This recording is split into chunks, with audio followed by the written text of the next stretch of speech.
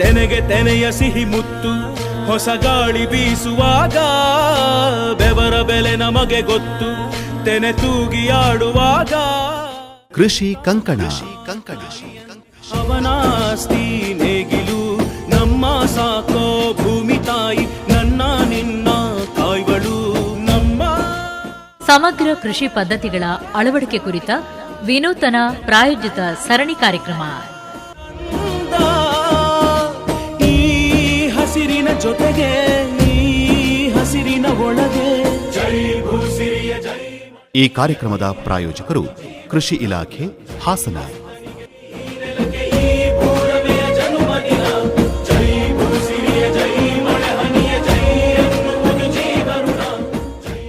ಆಲಿಸಿ ಕೃಷಿ ಕಂಕಣ. ಬೆವರಿನ ಹನಿಗಳ ಪ್ರತಿಫಲವೇ ಧವಸದ ರಾಶಿಯು ನೆಲದಲೆ ಅಡಗಿದ ರೈತನಿಗೆ ಮಥುರೆ ಕಾಶಿಯು. ಆತ್ಮೀಯ ರೈತ ಬಾಂಧವರೇ, ಹಾಸನದ ಕೃಷಿ ಇಲಾಖೆ ಪ್ರಾಯೋಜನೆ ಮಾಡಿರುವ ಬಾನುಲಿ ಸರಣಿ ಕೃಷಿ ಕಂಕಣ ಈಗಾಗಲೇ 12 ಕಂತುಗಳಲ್ಲಿ ಪ್ರಸಾರವನ್ನು ಕಂಡಿದ್ದು ಇಂದು 13ನೇ ಕಾರ್ಯಕ್ರಮ ಪ್ರಸಾರವಾಗ್ತಿದೆ. ಇಂದು ರಸಗೊಬ್ಬರಗಳ ಸಮತೋಲಿತ ಬಳಕೆ ಕುರಿತಂತೆ ಹಾಸನದ ಕೃಷಿ ಇಲಾಖೆಯ ಜಂಟಿ ಕೃಷಿ ನಿರ್ದೇಶಕರಾದ ಡಾಕ್ಟರ್ ಪಿ ರಮೇಶ್ ಕುಮಾರ್ ಅವರೊಂದಿಗಿನ ಸಂದರ್ಶನವನ್ನು ಪ್ರಸಾರ ಮಾಡ್ತಿದ್ದೇವೆ. ಕಾರ್ಯಕ್ರಮದಲ್ಲಿ ಸಾಕಷ್ಟು ವಿವರವಾದಂತಹ ವಿಚಾರಗಳನ್ನು ಮಾತನಾಡಿದ್ದಾರೆ ರಸಗೊಬ್ಬರಗಳಿಗೆ ಪೂರಕವಾಗಿ. ಅಂತಂದರೆ ರಸಗೊಬ್ಬರ ಅಂದರೆ ಏನು, ರಸಗೊಬ್ಬರಗಳು ಯಾವುವು, ಅದರಲ್ಲಿ ಯಾವೆಲ್ಲ ಅಂಶಗಳು ಇರಬೇಕು, ಅದು ಎಷ್ಟರ ಮಟ್ಟಿಗೆ ನಮ್ಮ ಭೂಮಿಗೆ ಉತ್ತಮವಾದಂತಹ ಪೋಷಕಾಂಶಗಳನ್ನು ನೀಡುತ್ತೆ ಅನ್ನುವ ವಿಚಾರಗಳನ್ನು ಬಹಳ ವಿವರವಾಗಿ ಇಂದಿನ ಕಾರ್ಯಕ್ರಮದಲ್ಲಿ ತಿಳಿಸಿದ್ದಾರೆ ಡಾಕ್ಟರ್ ಪಿ ರಮೇಶ್ ಕುಮಾರ್ ಅವರು. ಬನ್ನಿ ಕಾರ್ಯಕ್ರಮವನ್ನು ಆಲಿಸೋಣ.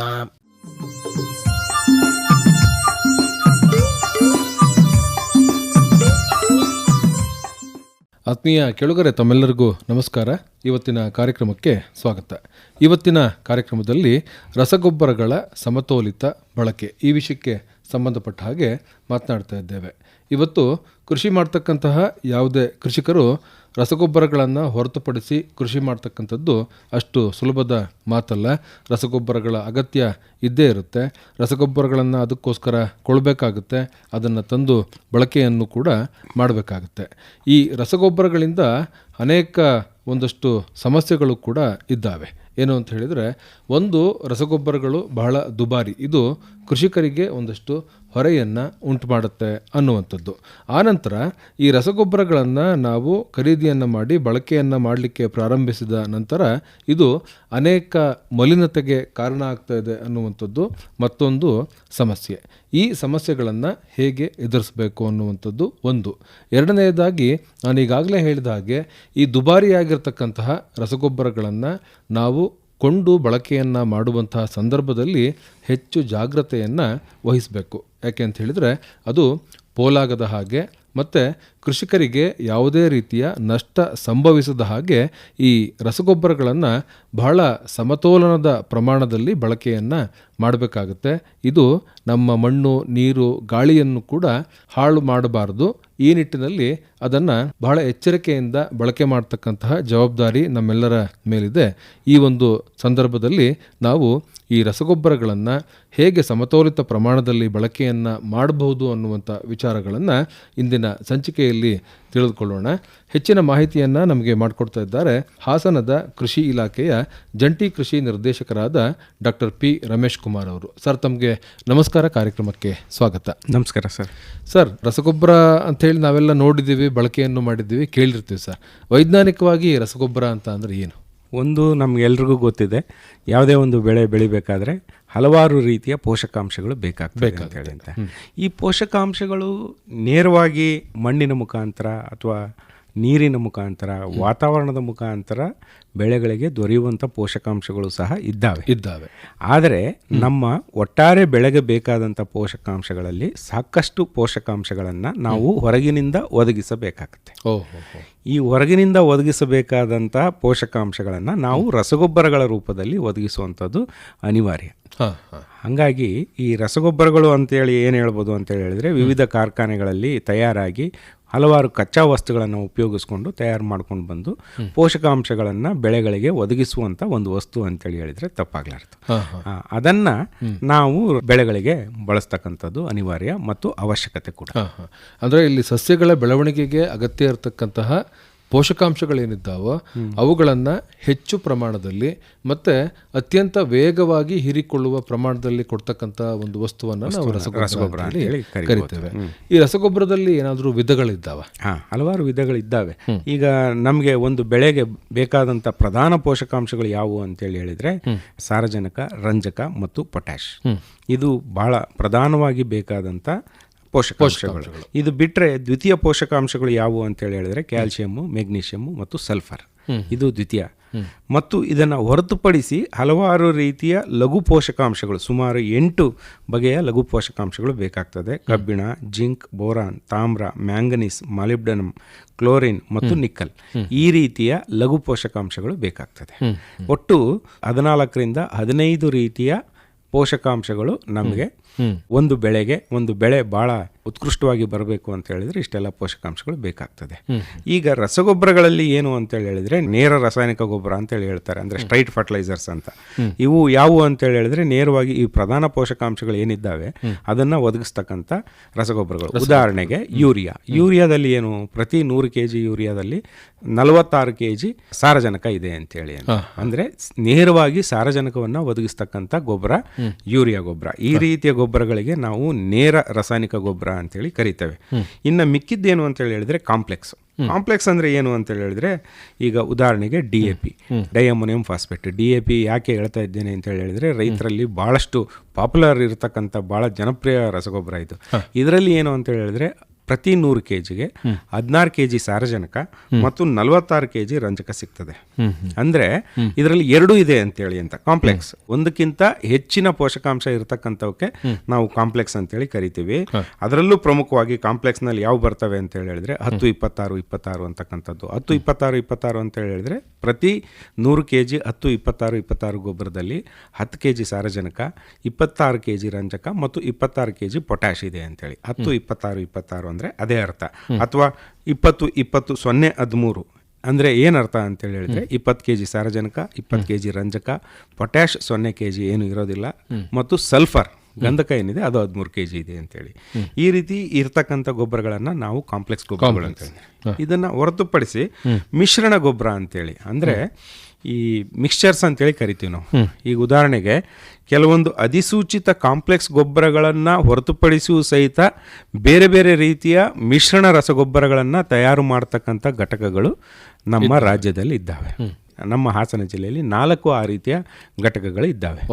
ಉದಾಹರಣೆಗೆ ಈಗ ಶುಂಠಿ ಬೆಳೀತಕ್ಕಂಥ ರೈತರು, ಈ ಶುಂಠಿ ಬೆಳೀತಕ್ಕಂಥ ರೈತರು ಏನಿದ್ದಾರೆ ನಮಗೆ ಇಂಥದೇ ನ್ಯೂಟ್ರಿಯೆಂಟ್ ಜಾಸ್ತಿ ಇರತಕ್ಕಂಥದ್ದು, ಈಗ ಉದಾಹರಣೆಗೆ ಫಾಸ್ಫರಸ್ ಜಾಸ್ತಿ ಇರತಕ್ಕಂಥ ಒಂದು ಮಿಶ್ರಣ ರಸಗೊಬ್ಬರವನ್ನು ತಯಾರು ಮಾಡಿ ಕೊಡಿ ಅಂತೇಳಿ ಏನಾದರೂ ಆ ರೈತರದ್ದು ಬೇಡಿಕೆ ಇತ್ತು ಅಂತೇಳಿ ಹೇಳಿದರೆ ಇಲ್ಲಿ ಇರತಕ್ಕಂಥ 4 ಘಟಕಗಳಲ್ಲಿ ಯಾವ್ದಾದ್ರು ಘಟಕದವರು ಅದನ್ನು ತಯಾರು ಮಾಡ್ತಕ್ಕಂಥ ಕೆಲಸವನ್ನು ಮಾಡ್ತಾರೆ. ಉದಾಹರಣೆಗೆ 10 kg ಸಾರಜನಕ, ಒಂದು 50 kg ರಂಜಕವನ್ನು ಒದಗಿಸ್ತಕ್ಕಂಥ ಗೊಬ್ಬರವನ್ನು ಅವರು ತಯಾರು ಮಾಡೋದಕ್ಕೆ ಅವಕಾಶ ಇದೆ. ಆ ಥರದ ರಸಗೊಬ್ಬರನ ಅವರು ತಯಾರು ಮಾಡಿ ಕೊಡ್ತಾರೆ. ಇಲ್ಲಿ ಒಂದು ನಾನು ರೈತರಿಗೆ ಗಮನಕ್ಕೆ ತರೋದು ಏನು ಅಂತೇಳಿ ಹೇಳಿದರೆ, ಕಾಂಪ್ಲೆಕ್ಸ್ ರಸಗೊಬ್ಬರಗಳನ್ನು ಖರೀದಿ ಮಾಡುವಾಗ ಇವು ಎಲ್ಲವೂ ಅಧಿಸೂಚಿತ ರಸಗೊಬ್ಬರಗಳು, ಏನು ಅಷ್ಟೊಂದು ಆತಂಕ ಪಡೋ ಅಗತ್ಯ ಇಲ್ಲ. ಆದರೆ ಮಿಶ್ರಣಗಳನ್ನು ತಾವು ಖರೀದಿ ಮಾಡುವಾಗ ದಯವಿಟ್ಟು ಸ್ವಲ್ಪ ಎಚ್ಚರದಿಂದ ಖರೀದಿ ಮಾಡಿ ಅಂತೇಳಿ ಅಂತ. ಮಿಶ್ರಣಗಳು ಎಲ್ಲಿಂದನೋ ಬರ್ತವೆ. ಈಗ ಉದಾಹರಣೆಗೆ ನಮ್ಮ ಜಿಲ್ಲೆನಲ್ಲೇ ಬೆಳಗಾವಿ ಜಿಲ್ಲೆಯಿಂದ ಬಂದಂಥ ಮಿಶ್ರಣವನ್ನು ನಾವು ನಮ್ಮ ಕಾಯ್ದೆ ಅಡಿ ಕ್ರಮ ತೆಗೆದುಕೊಂಡಿದ್ದೇವೆ. ಮಿಶ್ರಣಗಳನ್ನು 250 ಕಿಲೋಮೀಟರ್ಗಿಂತ ಜಾಸ್ತಿ ದೂರಕ್ಕೆ ತಗೊಂಡು ಹೋಗೋದಕ್ಕೆ ಅವಕಾಶ ಇಲ್ಲ ಕಾಯ್ದೆ ಅಡಿಯಲ್ಲಿ. ಹಂಗಾಗಿ ಯಾಕೆ ಈ ಕಾಯ್ದೆಯನ್ನು ತಂದಿದ್ದಾರೆ ಅಂತ ಹೇಳಿದ್ರೆ, ಅಲ್ಲಿ ಯಾವುದೋ ಬೆಳೆ ಇರ್ತದೆ, ಅಲ್ಲಿಯ ಭೂಮಿಯ ಪೋಷಕಾಂಶದ ಮಟ್ಟ ಬೇರೆ ಇರ್ತದೆ, ಅಲ್ಲಿಗೆ ಸರಿಯಾದಂಥ ಮಿಶ್ರಣವನ್ನು ಅವರು ತಯಾರು ಮಾಡಿರ್ತಾರೆ. ಆ ಮಿಶ್ರಣವನ್ನು ತಂದು ನಮ್ಮ ಜಿಲ್ಲೆಯ ರೈತರು ಉಪಯೋಗಿಸ್ತಕ್ಕಂಥದ್ದು ಅವಶ್ಯಕತೆ ಇರೋದಿಲ್ಲ ಮತ್ತು ಅದು ಸೂಕ್ತ ಕೂಡ ಅಲ್ಲ. ಈ ಹಿನ್ನೆಲೆಯೊಳಗೆ ನಮ್ಮ ರೈತರು ಮಿಶ್ರಣ ರಸಗೊಬ್ಬರವನ್ನು ಖರೀದಿ ಮಾಡುವಾಗ ಅತ್ಯಂತ ಎಚ್ಚರಿಕೆಯಿಂದ ಮಾಡಬೇಕು. ಕಾಂಪ್ಲೆಕ್ಸ್ ರಸಗೊಬ್ಬರಗಳು ಏನಿದ್ದಾವೆ ಇವೆಲ್ಲವೂ ಅಧಿಸೂಚಿತ ರಸಗೊಬ್ಬರಗಳೇ ಇರ್ತವೆ. ಇದನ್ನು ಅವರು ಒಮ್ಮೆ ಕನ್ಫರ್ಮ್ ಮಾಡಿಕೊಂಡು ಖರೀದಿ ಮಾಡೋದ್ರಲ್ಲಿ ಯಾವುದೇ ಅಡ್ಡಿ ಇಲ್ಲ ಅಂತೇಳಿ ಹೇಳ್ತೇನೆ. ಇದಿಷ್ಟು ಈ ರಾಸಾಯನಿಕ ಗೊಬ್ಬರಗಳು ಯಾವ್ಯಾವ ವಿಧದಲ್ಲಿ ಇರುತ್ತೆ ಅನ್ನುವಂಥದ್ದು.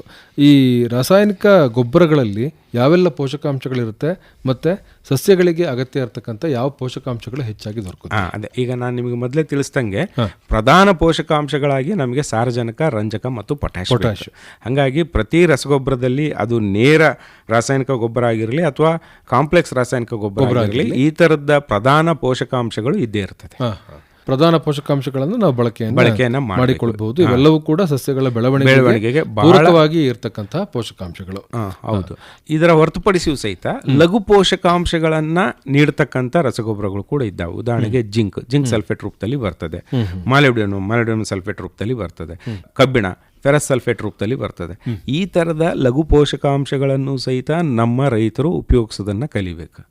ಇದು ನಾನು ಎಲ್ಲ ರೈತರಲ್ಲೂ ಮನವಿಯನ್ನು ಮಾಡ್ತಾ ಇದ್ದೇನೆ, ಜಿಲ್ಲೆಯ ಎಲ್ಲ ರೈತರಲ್ಲೂ ಮನವಿ ಮಾಡ್ತೇನೆ. ಏನು ನೇರ ಪೋಷಕಾಂಶಗಳನ್ನು ಅಥವಾ ಪ್ರಧಾನ ಪೋಷಕಾಂಶಗಳನ್ನು ಒಳಗೊಂಡಂಥ ರಸಗೊಬ್ಬರಗಳನ್ನು ಭಾಳಷ್ಟು ಜನ ರೈತರು ಬಳಕೆ ಮಾಡ್ತಾ ಇದ್ದಾರೆ. ಎಲ್ಲಿ ಎಡುತ್ತಾ ಇದ್ದಾರೆ ಅಂತ ಹೇಳಿದ್ರೆ ಲಘು ಪೋಷಕಾಂಶಗಳ ಬಳಕೆ ಭಾಳಷ್ಟು ಕಡಿಮೆ ಇದೆ, ಇಡೀ ಜಿಲ್ಲೆನಲ್ಲಿ ಕಡಿಮೆ ಇದೆ. ಅದರಲ್ಲೂ ನಮ್ಮ ಜಿಲ್ಲೆಯ ಮಣ್ಣಿನಲ್ಲಿ ಜಿಂಕ್ನ ಅಂಶ ಕಡಿಮೆ ಇದೆ. ಎಲ್ಲಿ ಮೆಕ್ಕೆಜೋಳವನ್ನು ಅತಿ ಹೆಚ್ಚು ಬೆಳೀತಾರೆ ಅಲ್ಲಿ ಸ್ವಲ್ಪ ಜಿಂಕಿನ ಅಂಶ ಕಡಿಮೆ ಆಗ್ತಾ ಬರುತ್ತದೆ. ಯಾಕಂತೇಳಿ ಹೇಳಿದ್ರೆ ಅದನ್ನು ನ್ಯೂಟ್ರಿಯೆಂಟ್ ಇಂಡಿಕೇಟರ್ ಪ್ಲಾಂಟ್ ಅಂತೇಳಿ ಕರಿತೀವಿ ನಾವು ಮೆಕ್ಕೆಜೋಳವನ್ನು. ಯಾಕೆ ಅಂತೇಳಿ ಅದಕ್ಕೆ ಎಲ್ಲ ರೀತಿಯ ಪೋಷಕಾಂಶಗಳು ಬೇಕು. ಯಾವುದೇ ಪೋಷಕಾಂಶಗಳು ಕಡಿಮೆ ಆಯಿತು ಅಂತೇಳಿ ಹೇಳಿದ್ರೆ ನ್ಯೂಟ್ರಿಯೆಂಟ್ ಇಂಡಿಕೇಟರ್ ಅಂತೇಳಿ ಯಾಕಂತೀವಿ ಅಂತೇಳಿ ಹೇಳಿದ್ರೆ ಅದು ಅದನ್ನು ತೋರಿಸುತ್ತೆ, ಅದನ್ನು ಇಲ್ಲಿ ನನಗೆ ಕೊರತೆ ಆಗಿದೆ, ಇಂಥ ಪೋಷಕಾಂಶದ ಕೊರತೆ ಆಗಿದೆ ಅಂತೇಳಿ ಭಾಳ ಚೆನ್ನಾಗಿ ತೋರಿಸುತ್ತೆ. ಮತ್ತು ಇದನ್ನು ಸ್ಟಡಿ ಮಾಡೋದಕ್ಕೋಸ್ಕರನೇ ಮೆಕ್ಕೆಜೋಳದ ಸಸಿಯನ್ನು ತಗೊಂಡು ಅಥವಾ ಮೆಕ್ಕೆಜೋಳದಲ್ಲಿ ಭಾಳಷ್ಟು ಸ್ಟಡಿ ಮಾಡಿದ್ದಾರೆ ಎಲ್ಲ ಕೃಷಿ ವಿಶ್ವವಿದ್ಯಾನಿಲಯದಲ್ಲಿ. ಇದರಲ್ಲಿ ಈ ನಿಟ್ಟಿನೊಳಗೆ ನಾವು ಲಘು ಪೋಷಕಾಂಶಗಳನ್ನು ಒಳಗೊಂಡಂಥ ರಸಗೊಬ್ಬರಗಳನ್ನು ಕೂಡ ಬಳಕೆ ಮಾಡಬೇಕು. ಪ್ರಮುಖವಾಗಿ ಜಿಂಕ್ ಮತ್ತು ಮಾಲಿಬ್ಡಿನಮ್ ಮತ್ತು ಕಬ್ಬಿಣದ ಅಂಶವನ್ನು ಹೊಂದಿರತಕ್ಕಂಥ ಲಘು ಪೋಷಕಾಂಶಗಳ ಅವಶ್ಯಕತೆ ನಮ್ಮ ಜಿಲ್ಲೆಗಿದೆ. ಯಾವುದೇ ಒಬ್ಬ ಕೃಷಿಕ ಈ ರಾಸಾಯನಿಕ ಗೊಬ್ಬರಗಳನ್ನು ಕೊಳ್ಳುವಂತಹ ಸಂದರ್ಭದಲ್ಲಿ ಏನೆಲ್ಲ ಮುಂಜಾಗ್ರತಾ ಕ್ರಮಗಳನ್ನು ಅನುಸರಿಸಬೇಕು? ಓಕೆ, ಇದು ಭಾಳ ಒಳ್ಳೆಯ ಪ್ರಶ್ನೆ. ಯಾಕೆ ಅಂತೇಳಿ ಹೇಳಿದರೆ ಮೊದಲು ಆತನಿಗೆ ಗೊತ್ತಿರಬೇಕು ನನಗೆ ಈ ಹೊತ್ತಿನಲ್ಲಿ ಯಾವ ರಸಗೊಬ್ಬರವನ್ನು ಹಾಕಬೇಕು ಅಂತೇಳಿ. ಸಾಮಾನ್ಯವಾಗಿ ಬೆಳೆ ಸಣ್ಣ ಹಂತದಲ್ಲಿದ್ದಾಗ ಅಂದರೆ 10 ದಿವಸದ 20 ದಿವಸದ ಇದ್ದಾಗ ಯೂರಿಯಾ ರಸಗೊಬ್ಬರ ಬೇಕಾಗ್ತದೆ. ಯಾಕೆ ಬೇಕು ಅಂತ ಹೇಳಿದರೆ ಅದರಲ್ಲಿ ಇರತಕ್ಕಂಥ ಸಾರಜನಕ ವೆಜಿಟೇಟಿವ್ ಗ್ರೋತನ್ನು ಹೆಚ್ಚಿಗೆ ಮಾಡ್ತದೆ. ಇದು ಯಾವುದೇ ಬೆಳೆಗಾದರೂ ಬೇಕಾಗ್ತದೆ. ಮುಂದೆ ನಮ್ಮ ಬೇರುಗಳು ಬಲಿಷ್ಠಗೊಳ್ಳೋದಕ್ಕೆ ನಮಗೆ ಯಾವುದು ಬೇಕಾಗ್ತದೆ ಅಂತ ಹೇಳಿದ್ರೆ ರಂಜಕದ ಅಂಶ ಇರತಕ್ಕಂಥ ರಸಗೊಬ್ಬರಗಳು ಬೇಕಾಗ್ತದೆ. ಮುಂದೆ ಹೂ ಬಿಡತಕ್ಕಂಥ ಅಥವಾ ಕಾಯಿ ಕಟ್ಟುವಂಥ ಈ ಥರದ ಹಂತಗಳಲ್ಲಿ ನಮಗೆ ಪೊಟ್ಯಾಷ್ ಅಂಶ ಇರತಕ್ಕಂಥದ್ದು ರಸಗೊಬ್ಬರಗಳ ಬಳಕೆಯನ್ನು ರೈತರು ಮಾಡಬೇಕಾಗುತ್ತೆ. ಇದನ್ನು ಗಮನದಲ್ಲಿಟ್ಕೊಂಡು ನಮ್ಮ ರೈತರು ರಸಗೊಬ್ಬರಗಳನ್ನು ಖರೀದಿ ಮಾಡಬೇಕು.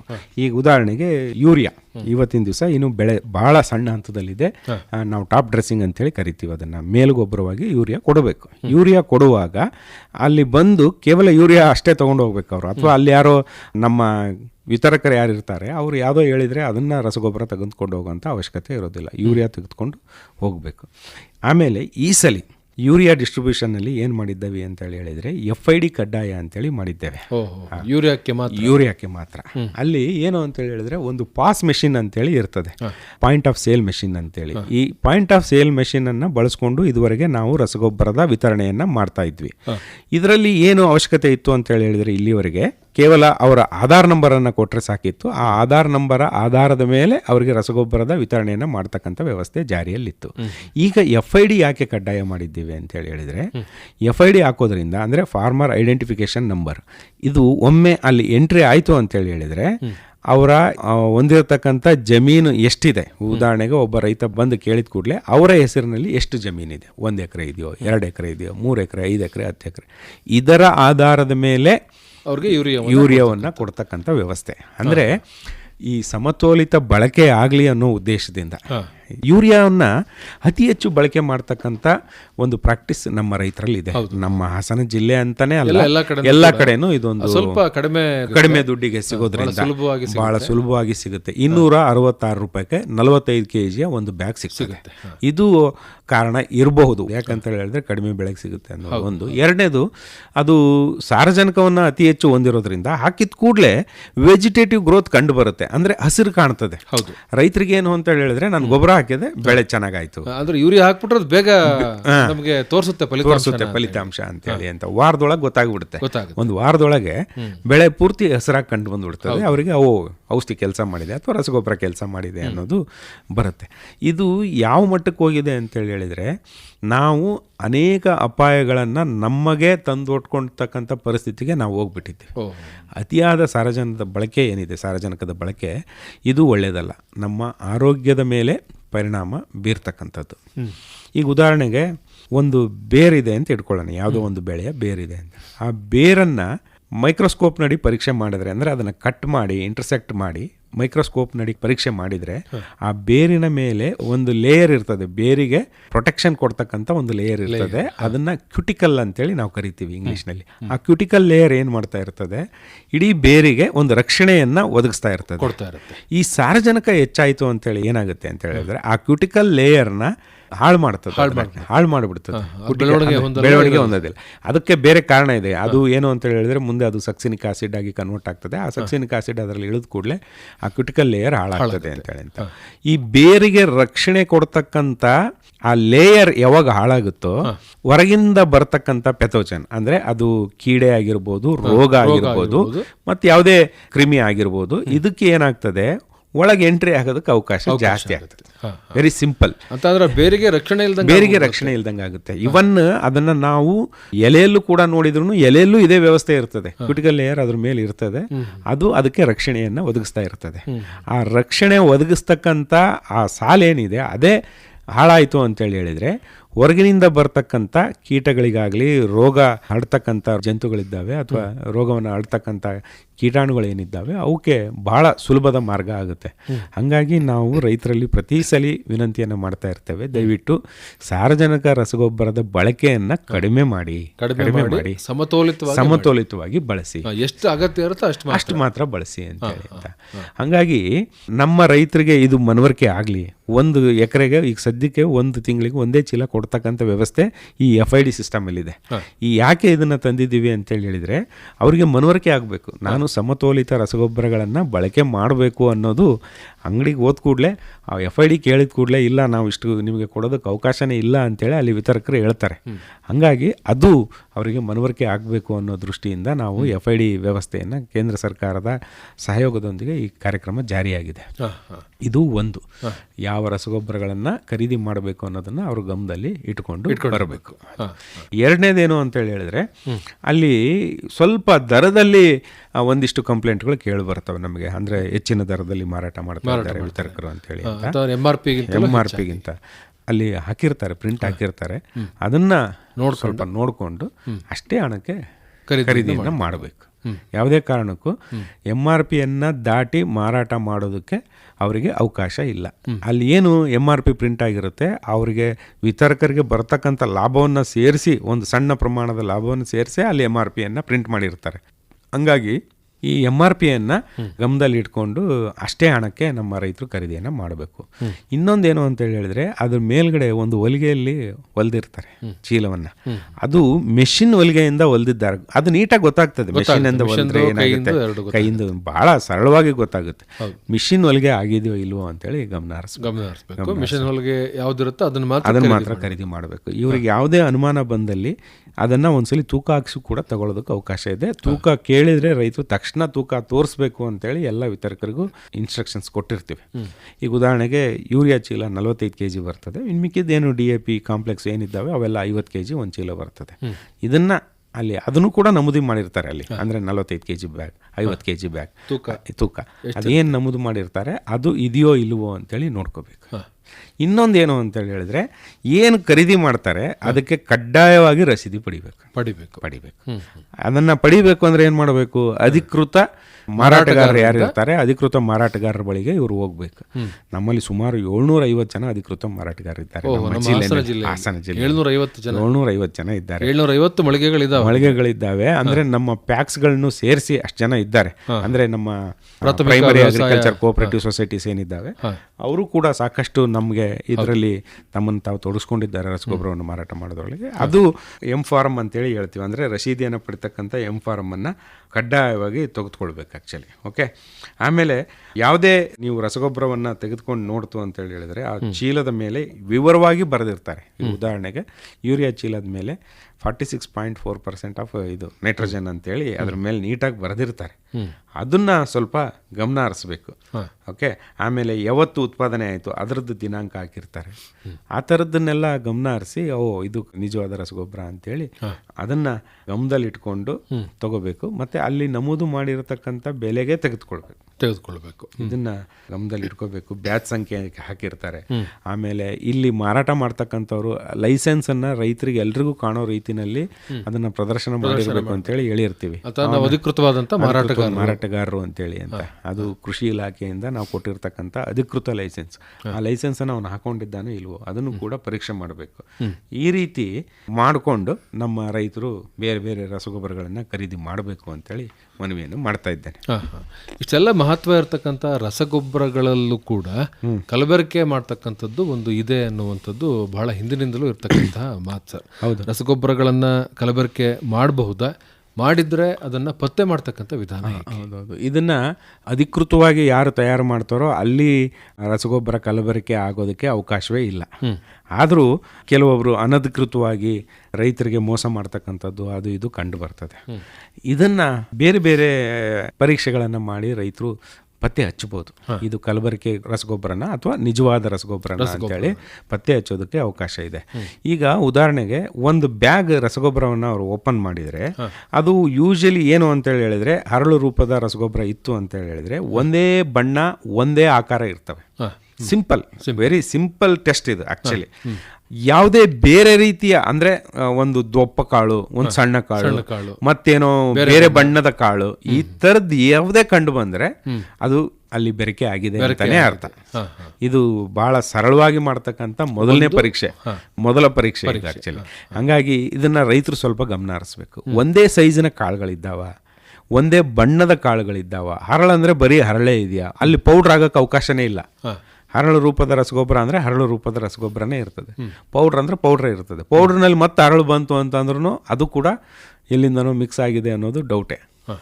ಇದನ್ನು ಸ್ವಲ್ಪ ಗಮನದಲ್ಲಿ ಇಟ್ಕೋಬೇಕು. ಇನ್ನೊಂದೇನು ಅಂತ ಹೇಳಿದ್ರೆ ನೀರಿನಲ್ಲಿ ಕರಗುವ ಪರೀಕ್ಷೆಯನ್ನು ಮಾಡೋದಕ್ಕೆ ಅವಕಾಶ ಇದೆ. ನಮ್ಮಲ್ಲಿ ಏನಿದ್ದಾವೆ ಯೂರಿಯಾ ಆಗಿರ್ಬೋದು, ಮ್ಯೂರೇಟ್ ಆಫ್ ಪೊಟ್ಯಾಶ್ ಆಗಿರ್ಬೋದು, ಇವೆಲ್ಲ ಏನಾಗ್ತವೆ 100ಕ್ಕೆ 100ರಷ್ಟು ನೀರಿನಲ್ಲಿ ಕರಗಿಬಿಡ್ತವೆ. ನೀರೇ ಅಲ್ಲೇ ಹಾಕಿ ಒಂದು ಜಸ್ಟ್ ಸಣ್ಣ ಪರೀಕ್ಷೆ ಮಾಡಿದರೆ ನೀರಿನಲ್ಲಿ ಕರಗಿದ್ರೆ ಓಕೆ. ಕರಗಲಿಲ್ಲ ಅಂತ ಹೇಳಿದ್ರೆ ಇದು ಕಲಬೆರಕೆ ಆಗಿದೆ, ಎಲ್ಲಿಂದನೂ ಬಂದಿದೆ, ನಿಜವಾದ ತಯಾರಕರಿದ್ದಾರೆ, ಆ ತಯಾರಕರಿಂದ ಬಂದಿಲ್ಲ, ಅಧಿಕೃತ ತಯಾರಕರಿಂದ ಇದು ತಯಾರಾಗಿಲ್ಲ ಅನ್ನುವಂಥದ್ದು ತಕ್ಷಣ ಗಮನಿಸ್ಬೋದು ಆಕ್ಚುಲಿ. ಆಮೇಲೆ ಆ ಕರಗಿಸಿದಾಗ ಅದು ಒಂದು ತಣ್ಣನೆ ಅನುಭವ ಕೊಡಬೇಕದು. ಕೂಲಿಂಗ್ ಎಫೆಕ್ಟ್ ಅಂತೇಳಿ ಹೇಳ್ತೀವಿ. ರಸಗೊಬ್ಬರವನ್ನು ಕರಗಿಸಿದಾಗ ಅದು ಒಂದು ರೀತಿಯ ತಣ್ಣನೆ ಅನುಭವವನ್ನು ನಿಮಗೆ ಕೊಡಬೇಕು. ಅಂಥ ರಸಗೊಬ್ಬರಗಳಿದ್ರೆ ಮಾತ್ರ ಅದು ಸರಿಯಾದ ರಸಗೊಬ್ಬರ ಅಂತೇಳಿ ಅಂತ. ಅದು ಇಲ್ಲ ಅಂತೇಳಿ ಹೇಳಿದ್ರೆ ಅದು ನಿಮಗೆ ಕಲಬೆರಕೆ ಆಗಿದೆ ಅಂತೇಳಿ. ಈಗ ನೀರಿನಲ್ಲಿ ಹಾಕಿದಾಗ ನಾವು ನೀರನ್ನು ಮುಟ್ಟು ನೋಡಿದ್ರೆ ತಣ್ಣಗಿರ್ಬೇಕು, ಅಲ್ಲಿ ತಂಪು ಇರಬೇಕು, ತಂಪು ಕಾಣಬೇಕು, ಅದು ಫೀಲ್ ಆಗ್ಬೇಕು, ಅದು ತಂಪು. ಇದು ಇನ್ನೊಂದು ಬಿಸಿ ಮಾಡೋದನ್ನು ಕೂಡ ನಾವು ಪರೀಕ್ಷೆ ಮಾಡ್ಬೋದು. ಹೆಂಗೆ ಅಂತ ಹೇಳಿದ್ರೆ ಯೂರಿಯಾ ರಸಗೊಬ್ಬರವನ್ನು ನಾವು ಬಿಸಿ ಮಾಡಿದ ತಕ್ಷಣ ಏನಾಗುತ್ತೆ ಅಂತ ಹೇಳಿದ್ರೆ ಸಂಪೂರ್ಣ ಕರಗಿ ನೀರಾಗುತ್ತೆ, ಆಮೇಲೆ ಗಟ್ಟಿ ಆಗುತ್ತೆ ಅದು. ಅದನ್ನ ಬಿಸಿ ಮಾಡಿದಾಗಲೂ ಅದು ಕರಗಲಿಲ್ಲ ಅಂತ ಹೇಳಿದ್ರೆ ಬೇರೆ ಏನೋ ವಸ್ತು ಅಲ್ಲಿ ಸೇರ್ಕೊಂಡಿದೆ, ಕಲಬೆರಕೆ ಆಗಿದೆ ಅಲ್ಲಿ ಅಂತೇಳಿ ಅಂತ. ಓಕೆ, ಅಥವಾ ಈಗ ನಾವು DAP ರಸಗೊಬ್ಬರವನ್ನ ತಗಡಿನ ಮೇಲೆ ಇಟ್ಟು ಒಂದು ಏನೋ ಬಿಸಿ ಮಾಡಿದ್ವಿ ಅಂತ ಹೇಳ್ಕೊಡ್ರಿ, ಹರಳುಗಳು ಏನಾಗ್ತವೆ ಅಂತ ಹೇಳಿದ್ರೆ ಸುಣ್ಣದಂತೆ ಅರಳುತ್ತದೆ ಆಕ್ಚುಲಿ. ಅರಳದಲ್ಲೇ ಅಲ್ಲೇ ತಳಭಾಗಕ್ಕೆ ಅಂಟ್ಕೊಬಿಡ್ತು ತಗಡಿನ ಮೇಲೆ ಅಂತೇಳಿ ಹೇಳಿದ್ರೆ ಅದು ಕಲಬೆರಕೆ ಆಗಿದೆ ಅಂತ DAP ರಸಗೊಬ್ಬರಕ್ಕೆ ಸಂಬಂಧಪಟ್ಟಂತೆ. ಇನ್ನ ಸುಟ್ಟ ಸುಣ್ಣದ ಪರೀಕ್ಷೆಯನ್ನ ಕೂಡ ನಾವು ಮಾಡ್ಬೋದು. ಯಾವುವು ಅಂತೇಳಿ ಹೇಳಿದ್ರೆ ಅಮೋನಿಯಾ ರೂಪದ ಸಾರಜನಕ ರಸಗೊಬ್ಬರಗಳನ್ನ ಸ್ವಲ್ಪ ತೇವ ಮಾಡಿ ಸುಟ್ಟ ಸುಣ್ಣದಿಂದ ತೀಡ್ಬೇಕು. ಅದನ್ನ ಕೈಯಲ್ಲಿ ಹಾಕೊಂಡು ಹೆಂಗೆ ನಾವು ತೀಡಿದಾಗ ಒಂದು ರೀತಿಯ ಘಾಟು ವಾಸನೆ ಬರಬೇಕು. ಅಮೋನಿಯಂ ಘಾಟು ವಾಸನೆ ಬರುತ್ತೆ, ಗೊತ್ತಿದೆ. ಸುಣ್ಣ ಕ್ಯಾಲ್ಸಿಯಂ ಬೆರೆತ ಕೂಡಲೇ ಘಾಟು ವಾಸನೆ ಬರಬೇಕು. ಅದಕ್ಕೆ ಒಂದು ವೇಳೆ ಘಾಟು ವಾಸನೆ ಅದು ಬರಲಿಲ್ಲ ಅಂತೇಳಿ ಹೇಳಿದ್ರೆ ಅದು ರಸಗೊಬ್ಬರ ನಕಲಿಯಾಗಿದೆ ಅಂತೇಳಿ ಅದನ್ನು ಕಂಡುಹಿಡಿಬೋದು. ಇನ್ನು ರಂಜಕ ಇರ್ತಕ್ಕಂಥವು ಅಂದರೆ ಸಿಂಗಲ್ ಸೂಪರ್ ಫಾಸ್ಫೇಟ್ ಆಗಿರ್ಬೋದು, ರಾಕ್ ಫಾಸ್ಫೇಟ್ ಆಗಿರ್ಬೋದು, ಈ ಥರದ್ದನ್ನು ನಾವು ಹೆಂಗೆ ಕಂಡುಹಿಡಿಬೋದು ಅಂತೇಳಿ ಹೇಳಿದರೆ, ಇವುಗಳಿಗೆ ಒಂದು ಸೂಪರ್ ಫಾಸ್ಫೇಟು ಅಥವಾ ಬೇರೆ ಇತರೆ ರಸಗೊಬ್ಬರಗಳಿಗೆ ಸಿಲ್ವರ್ ನೈಟ್ರೇಟ್ ಅಂತಕ್ಕಂಥ ಒಂದು ದ್ರಾವಣ ಸಿಗ್ತದೆ. ಈ ಸಿಲ್ವರ್ ನೈಟ್ರೇಟ್ ದ್ರಾವಣವನ್ನು ಆ ರಸಗೊಬ್ಬರಗಳಿಗೆ ನಾವು ಹಾಕಿದಾಗ ಹಳದಿ ಅಥವಾ ಬಿಳಿ ಮಿಶ್ರಿತ ಬಣ್ಣದ ಕಣಗಳು ಕಂಡು ಬರ್ತವೆ. ಸಪೋಸ್ ಹಳದಿ ಅಥವಾ ಬಿಳಿ ಮಿಶ್ರಿತ ಬಣ್ಣದ ಕಣಗಳು ಅಲ್ಲಿ ಕಾಣಿಸ್ಲಿಲ್ಲ ಅಂತೇಳಿ ಹೇಳಿದರೆ ರಸಗೊಬ್ಬರ ಕಲಬೆರಕೆ ಆಗಿದೆ ಅಂತಲೇ ಅರ್ಥ. ಅದೇ ರೀತಿ ಪೊಟ್ಯಾಶ್ನಲ್ಲೂ ಕೂಡ ಇದೇ ರೀತಿ, ಅಂದರೆ ಅಲ್ಲಿ ಕೋಬಾಲ್ಟ್ ನೈಟ್ರೇಟನ್ನು ಯೂಸ್ ಮಾಡ್ತೀವಿ. ಕೋಬಾಲ್ಟ್ ನೈಟ್ರೇಟನ್ನು ಯೂಸ್ ಮಾಡಿದಾಗ ಹಳದಿ ಬಣ್ಣದ ಕಣಗಳು ನಮಗೆ ಕಾಣಿಸ್ಬೇಕು. ಕಾಣಿಸ್ಲಿಲ್ಲ ಅಂತೇಳಿ ಹೇಳಿದರೆ ಆ ಪೊಟ್ಯಾಷನ್ನು ಕ್ಯಾರಿ ಮಾಡ್ತಕ್ಕಂಥ ಫರ್ಟಿಲೈಸರ್ ನಕಲಿ ಆಗಿದೆ ಅಂತೇಳಿ. ಈ ರೀತಿಯ ಬಹಳ ಸರಳ ಪರೀಕ್ಷೆಗಳನ್ನು ನಮ್ಮ ರೈತರು ಮಾಡೋದ್ರ ಮುಖಾಂತರ ಒಮ್ಮೆ ಅವರಿಗೆ ಯಾವುದೇ ಡೌಟ್ ಬಂತು ಅಂತೇಳಿ ಹೇಳಿದರೆ ತಕ್ಷಣ ಈ ರೀತಿಯ ಪರೀಕ್ಷೆಗಳನ್ನು ಮಾಡೋದಕ್ಕೆ ಅವಕಾಶ ಇರುತ್ತೆ. ಈಗ ರೈತರಿಗೆ ಈ ಪರೀಕ್ಷೆಗಳ ಮೂಲಕ ಗೊತ್ತಾಯಿತು ಅಂತ ಹೇಳಿದರೆ, ಕಲಬೆರಕೆ ಆಗಿದೆ ಅಂತೇಳಿ ಗೊತ್ತಾಯಿತು ಅಂತ ಹೇಳಿದರೆ ಅವರು ಏನು ಮಾಡಬೇಕು? ಇದನ್ನು ನಿಯಂತ್ರಣ ಮಾಡಲಿಕ್ಕೆ ನಿಮ್ಮ ಇಲಾಖೆ ವತಿಯಿಂದ ಏನಾದರೂ ಸೌಲಭ್ಯಗಳಿದ್ದಾವೆ? ಒಂದು ಏನು ಅಂತೇಳಿ ಹೇಳಿದರೆ, ತಕ್ಷಣವೇ ಅವರು ಹತ್ತಿರದ ರೈತ ಸಂಪರ್ಕ ಕೇಂದ್ರಕ್ಕೆ ಈ ವಿಷಯವನ್ನು ತಿಳಿಸ್ಬೇಕು. ಅಥವಾ ಹತ್ತಿರದ ಸಹಾಯಕ ಕೃಷಿ ನಿರ್ದೇಶಕರ ಕಚೇರಿ ಏನಿದೆ, ಅಂದರೆ ಆ ತಾಲೂಕಿನ ಸಹಾಯಕ ಕೃಷಿ ನಿರ್ದೇಶಕರ ಕಚೇರಿ ಏನಿದೆ ಅಲ್ಲಿ ಕೂಡ ಅದನ್ನು ತಿಳಿಸ್ಬೋದು. ಅದನ್ನು ಹೊರತುಪಡಿಸಿ ಜಂಟಿ ಕೃಷಿ ನಿರ್ದೇಶಕರ ಕಚೇರಿಯಲ್ಲಿ ಜಾರಿದಳ ಅಂತೇಳಿ ಒಂದು ಪ್ರತ್ಯೇಕ ವಿಭಾಗ ಇದೆ. ಈ ಜಾರಿದಳವನ್ನು ಇಬ್ಬರು ಸಹಾಯಕ ಕೃಷಿ ನಿರ್ದೇಶಕರು ನಮ್ಮ ಜಿಲ್ಲೆಯಲ್ಲಿ ನೋಡ್ಕೋತಾ ಇದ್ದಾರೆ. ಇವರಿಗೆ ನೇರವಾಗಿ ಫೋನ್ ಮಾಡಿ ತಿಳಿಸ್ಬೋದು. ಅಥವಾ ಜಂಟಿ ಕೃಷಿ ನಿರ್ದೇಶಕರಿಗೂ ಸಹಿತ ತಿಳಿಸ್ತು ಅಂತೇಳಿ ಹೇಳಿದ್ರೆ ಅವರ ಮೇಲೆ ಆ ರೀತಿಯ ರಸಗೊಬ್ಬರಗಳನ್ನು ಯಾರು ಮಾಡಿರ್ತಾರೋ ಅಂಥವ್ರ ಮೇಲೆ ಖಂಡಿತವಾಗಿಯೂ ಕ್ರಮ ಜರುಗಿಸುವಂಥ ಕೆಲಸವನ್ನು ಮಾಡ್ತಾ ಇದ್ದೇವೆ. ಈಗ ಉದಾಹರಣೆಗೆ ನಾವು ಈಗಾಗಲೇ ಸುಮಾರು 21 ಪ್ರಕರಣಗಳನ್ನು ಕಳೆದ ಸಾಲಿನಲ್ಲಿ ಮಾಡಿದ್ದೇವೆ ನಾವು. ಈ ರೀತಿಯ ಕಲಬೆರಕೆ ರಸಗೊಬ್ಬರಗಳು ಬಂದಂಥದ್ದನ್ನ ಬೇರೆ ಬೇರೆ ರಸಗೊಬ್ಬರಗಳ ನಿಯಂತ್ರಣ ಕಾಯ್ದೆಯನ್ನು ಉಲ್ಲಂಘನೆ ಮಾಡಿರ್ತಕ್ಕಂಥವ್ರು ಅಥವಾ ಕೀಟನಾಶಕ ಕಾಯ್ದೆಯನ್ನು ಉಲ್ಲಂಘನೆ ಮಾಡಿರ್ತಕ್ಕಂಥ ಸುಮಾರು 21 ಪ್ರಕರಣಗಳಲ್ಲಿ ನಾವು ಕೇಸನ್ನು ಬುಕ್ ಮಾಡಿದ್ದೇವೆ. ಆಮೇಲೆ 24-25ನೇ ಸಾಲಿನಲ್ಲೂ ಸಹಿತ ಸುಮಾರು 15 ಪ್ರಕರಣಗಳಲ್ಲಿ ಈ ರೀತಿ ನಾವು ಅವರ ಮೇಲೆ ಕ್ರಮವನ್ನು ಜರುಗಿಸಿದ್ದೇವೆ. ಈ ರೀತಿ ಈ ಸಾಲಿನಲ್ಲೂ ಸಹಿತ ನಮ್ಮ ಜಾಗೃತಿ ದಳ ಬಹಳ ಜಾಗೃತಿಯಿಂದ ಬೇರೆ ಬೇರೆ ಕಡೆ ಓಡಾಡ್ಕೊಂಡಿದ್ದಾರೆ. ನೇರವಾಗಿ ಜಾಗೃತಿ ದಳವನ್ನು ಕೂಡ ಕಾಂಟ್ಯಾಕ್ಟ್ ಮಾಡಬಹುದು.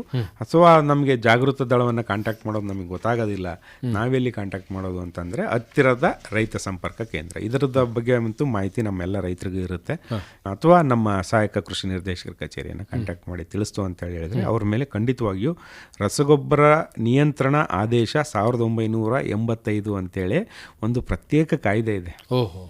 ಈ ಕಾಯ್ದೆ ಅನ್ವಯನೇ ಅವರು ನಮಗೆ ರಸಗೊಬ್ಬರವನ್ನು ವಿತರಣೆಯನ್ನು ಮಾಡೋದಕ್ಕೆ ಅವಕಾಶ ಮಾಡಿಕೊಟ್ಟಿರತಕ್ಕಂಥದ್ದು. ಹಾಗಾಗಿ ಈ ಕಾಯ್ದೆ ಅಡಿಯಲ್ಲಿ ನಾವು ಅವರಿಗೆ ಬೇರೆ ಬೇರೆ ಶಿಕ್ಷೆಗೆ ಒಳಪಡಿಸ್ತಕ್ಕಂಥ ಅವಕಾಶ ಇರ್ತದೆ. ಇದಿಷ್ಟು ರಾಸಾಯನಿಕ ಗೊಬ್ಬರಗಳ ಸಮತೋಲಿತ ಬಳಕೆಗೆ ಸಂಬಂಧಪಟ್ಟಂತಹ ವಿಚಾರಗಳು. ಇದಕ್ಕಿಂತಲೂ ಇನ್ನೂ ಹೆಚ್ಚಿನ ಮಾಹಿತಿ ಬೇಕು ಅಂತ ಹೇಳಿದ್ರೆ ತಮ್ಮನ್ನು ಸಂಪರ್ಕ ಮಾಡ್ತಕ್ಕಂಥದ್ದು. ಹೌದು, ನನ್ನದು ಫೋನ್ ನಂಬರ್ ಇದೆ 888 3 ಸಲ 8 400 96 97 9697. ಇನ್ನೊಂದು ಸಾರಿ ಹೇಳಿ ಸರ್ ನಿಮ್ಮ ಸಂಪರ್ಕ ಸಂಖ್ಯೆಯನ್ನು. 888 400 96 97. ಇದು ಜಂಟಿ ಕೃಷಿ ನಿರ್ದೇಶಕರು ರಮೇಶ್ ಕುಮಾರ್ ಅಂತೇಳಿ ನನ್ನ ಹೆಸರು. ನೇರವಾಗಿ ನನ್ನನ್ನೇ ಸಂಪರ್ಕ ಮಾಡಬಹುದು. ಒಳ್ಳೆಯದು ಸರ್. ಇವತ್ತಿನ ಈ ಸಂಚಿಕೆಯಲ್ಲಿ ರಸಗೊಬ್ಬರಗಳ ಸಮತೋಲಿತ ಬಳಕೆ ಈ ವಿಷಯಕ್ಕೆ ಸಂಬಂಧಪಟ್ಟ ಹಾಗೆ ಬಹಳ ವಿವರವಾಗಿ ತಿಳಿಸಿಕೊಟ್ರಿ. ತಮಗೆ ಧನ್ಯವಾದಗಳು. ನಮಸ್ಕಾರ. ಒಂದು ಒಳ್ಳೆಯ ಅವಕಾಶವನ್ನು ಆಕಾಶವಾಣಿ ಮಾಡಿಕೊಟ್ಟಿದೆ ಸರ್. ಆಕಾಶವಾಣಿಯವರಿಗೆ ಮತ್ತು ನಿಮಗೆ ವೈಯಕ್ತಿಕವಾಗಿ ಮಧುಸೂದನ್ ಅವರಿಗೆ ನಾವು ಇಲಾಖೆಯ ಪರವಾಗಿ ಧನ್ಯವಾದಗಳನ್ನ ಅರ್ಪಿಸ್ತಾ ಇದ್ದೀನಿ ಸರ್. ನಮಸ್ಕಾರ. ನಮಸ್ತೆ. ಇದುವರೆಗೆ ರಸಗೊಬ್ಬರಗಳ ಸಮತೋಲಿತ ಬಳಕೆ ಕುರಿತಂತೆ ಹಾಸನದ ಕೃಷಿ ಇಲಾಖೆಯ ಜಂಟಿ ಕೃಷಿ ನಿರ್ದೇಶಕರಾದ ಡಾಕ್ಟರ್ ಪಿ ರಮೇಶ್ ಕುಮಾರ್ ಅವರೊಂದಿಗಿನ ಸಂದರ್ಶನ ಕೇಳಿದಿರಿ.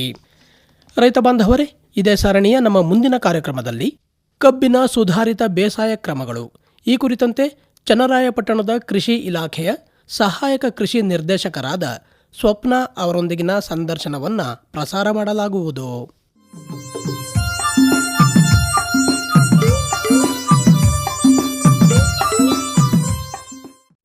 ರೈತ ಬಾಂಧವರೇ, ನಾವು ಕಳೆದ ವಾರ ತಮಗೆ ಕೇಳಿದಂತಹ ಪ್ರಶ್ನೆ, ಹೆಚ್ಚು ಹಾಲನ್ನು ಕೊಡುವ ಮೇಕೆ ತಳಿ ಯಾವುದು ಅಂಥೇಳಿ, ಅದಕ್ಕೆ ಸರಿಯಾದಂತಹ ಉತ್ತರ ಬೀಟಲ್ ತಳಿಯ ಮೇಕೆ ಹೆಚ್ಚು ಹಾಲನ್ನು ಕೊಡುತ್ತದೆ?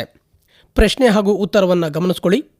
ಹೆಚ್ಚು ಹಾಲನ್ನು ಕೊಡುವ ಮೇಕೆ ತಳಿ ಯಾವುದು ಅಂಥೇಳಿ ನಾವು ಕೇಳಿದಂತಹ ಪ್ರಶ್ನೆಗೆ ಸರಿಯಾದಂತಹ ಉತ್ತರ ಬೀಟಲ್ ತಳಿಯ ಮೇಕೆ. ಸರಿಯಾದಂತಹ ಉತ್ತರವನ್ನು ನಿಗದಿತ ದಿನದ ಒಳಗಾಗಿ ನಮ್ಮ ನಿಲಯವನ್ನು ತಲುಪುವ ಹಾಗೆ ಕಳುಹಿಸಿಕೊಟ್ಟ ನಮ್ಮ ಶ್ರೋತೃಗಳು ಆಲೂರು ಕಸಬಾ ಕವಳಿಕೆರೆಯ ಕೆ.ಎ. ವರದರಾಜು, ಬೇಲೂರು ತಾಲೂಕು ಗೊರೂರು ಗ್ರಾಮದ ಜಿ.ಬಿ. ಈಶ್ವರಪ್ಪ, ಬೇಲೂರು ತಾಲೂಕು ರಾಮೇನಹಳ್ಳಿಯ ವೇದಮೂರ್ತಿ, ಹಾಸನದ ಶಾಂತಿನಿ ಮಂಜುನಾಥ್, ಚನ್ನರಾಯಪಟ್ಟಣದ ಎಸ್.ಎಂ. ಶೋಭಾ, ಹಾಸನ ತಾಲೂಕು ನಿಟ್ಟೂರಿನ ತೀರ್ಥಾವತಿ, ಅರಕಲಗೂಡು ತಾಲೂಕು ಪಾರಸನಹಳ್ಳಿಯ ಪಿ.ಡಿ. ಲೋಕೇಶ್ ಹಾಗೂ ಅರಕಲಗೂಡು ತಾಲೂಕು ನೆಲಬಳ್ಳಿ ಗ್ರಾಮದ ದಿವ್ಯಾ ಕುಮಾರ್. ಸರಿಯಾದಂತಹ ಉತ್ತರವನ್ನು ನಿಗದಿತ ದಿನದ ಒಳಗಾಗಿ ನಮಗೆ ತಲುಪುವ ಹಾಗೆ ಕಳುಹಿಸಿಕೊಟ್ಟ ಈ ನಮ್ಮೆಲ್ಲ ಶ್ರೋತೃಗಳಿಗೆ ಧನ್ಯವಾದಗಳು. ಇನ್ನು ಲಾಟರಿ ಮೂಲಕ ಆಯ್ಕೆಯಾದ ಕಳೆದ ಸಂಚಿಕೆಯ ವಿಜೇತರು ಅರಕಲಗೂಡು ತಾಲೂಕು ಪಾರಸನಹಳ್ಳಿಯ ಪಿ.ಡಿ. ಲೋಕೇಶ್ ಹಾಗೂ ಬೇಲೂರು ತಾಲೂಕು ರಾಮೇನಹಳ್ಳಿಯ ವೇದಮೂರ್ತಿ.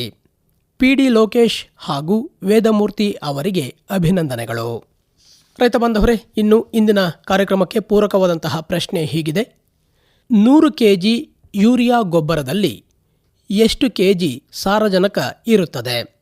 ಈ ವಿಚಾರಕ್ಕೆ ಪೂರಕವಾಗಿ ಇಂದಿನ ಈ ಕಾರ್ಯಕ್ರಮದಲ್ಲಿ ಡಾಕ್ಟರ್ ಪಿ ರಮೇಶ್ ಕುಮಾರ್ ಅವರು ರಸಗೊಬ್ಬರಗಳ ಸಮತೋಲಿತ ಬಳಕೆ ವಿಚಾರಗಳನ್ನು ಮಾತನಾಡುವ ಸಂದರ್ಭದಲ್ಲಿ ಮಾಹಿತಿಯನ್ನು ಮಾಡಿಕೊಟ್ಟಿರ್ತಾರೆ.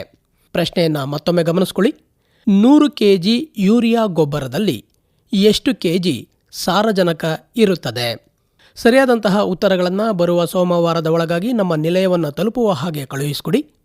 ನಮ್ಮ ವಿಳಾಸ: ನಿಲಯದ ನಿರ್ದೇಶಕರು, ಕೃಷಿ ಕಂಕಣ ಪ್ರಾಯೋಜಿತ ಬಾನುಲಿ ಸರಣಿ ಕಾರ್ಯಕ್ರಮ, ಕೃಷಿರಂಗ ಕಿಸಾನ್ ವಾಣಿ ವಿಭಾಗ, ಆಕಾಶವಾಣಿ, ಸಾಲಗಾಮೆ ರಸ್ತೆ, ಹಾಸನ 573202. ರೈತ ಬಾಂಧವರೇ, ತಮ್ಮ ಪತ್ರಗಳು ಅಂಚೆ ಕಾರ್ಡಿನಲ್ಲಿಯೇ ಇರಲಿ. ತಮ್ಮ ಹೆಸರು, ವಿಳಾಸ ಹಾಗೂ ದೂರವಾಣಿ ಸಂಖ್ಯೆಗಳನ್ನು ತಪ್ಪದೆ ಪತ್ರದಲ್ಲಿ ನಮೂದಿಸಿ. ಹಾಗೇನೆ ಸೋಮವಾರದ ಒಳಗಾಗಿ ನಮ್ಮ ನಿಲಯವನ್ನು ತಲುಪುವ ಹಾಗೆ ನಿಮ್ಮ ಪತ್ರಗಳು ಇರಲಿ. ಮತ್ತೆ ಮುಂದಿನ ಕಾರ್ಯಕ್ರಮದಲ್ಲಿ ಭೇಟಿಯಾಗೋಣ. ತೆನೆಗೆ ತೆನೆಯ ಸಿಹಿ ಮುತ್ತು, ಹೊಸ ಗಾಳಿ ಬೀಸುವಾಗ ಬೆವರ ಬೆಲೆ ನಮಗೆ ಗೊತ್ತು, ತೆನೆ ತೂಗಿ ಆಡುವಾಗ. ಇದುವರೆಗೂ ಸಮಗ್ರ ಕೃಷಿ ಪದ್ಧತಿಗಳ ಅಳವಡಿಕೆ ಕುರಿತ ವಿನೂತನ ಪ್ರಾಯೋಜಿತ ಸರಣಿ ಕಾರ್ಯಕ್ರಮ ಕೃಷಿ ಕಂಕಣ ಕೇಳಿದಿರಿ. ನಿನ್ನ ಕಾಯ್ಗಳು ನಮ್ಮ. ಪ್ರಸ್ತುತಪಡಿಸಿದವರು ಅರಕಲಗೂಡು ವಿ ಮಧುಸೂದನ್.